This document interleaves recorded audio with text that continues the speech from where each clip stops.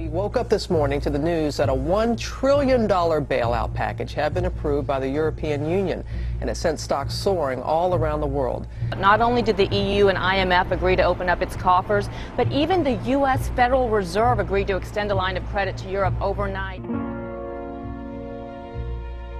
Deadly riots breaking out in Greece over the government's plan to avoid defaulting on its loans. And just last night, the Fed made a particularly important bailout decision. It will start sending U.S. dollars to central banks in Europe in an attempt to keep the economic chaos in Greece from spreading to the rest of that continent. This comes on top of a pledge of nearly $1 trillion.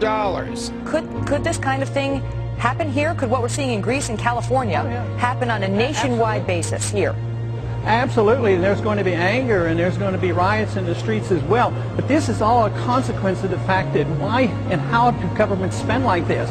It's because they don't have sound money. When we run up deficits, we tax, but never enough. We can't tax it. It would ruin the economy. Then we borrow, and we get away with that for a long time. But we rely on the printing presses from the Federal Reserve to create the money. And that's where the problem is. This is why we have to look at the Federal Reserve. We have to get an audit of the Federal Reserve. We have to look at the monetary system and the dollar system, because you can't have fake money. This is counterfeit.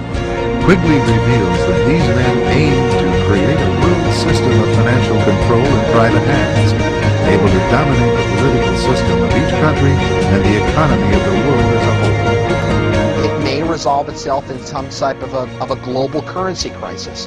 And then if the global currency crisis unfolds, then inevitably you get, I guess, an alignment under a global world government, a new global currency, and a new world order.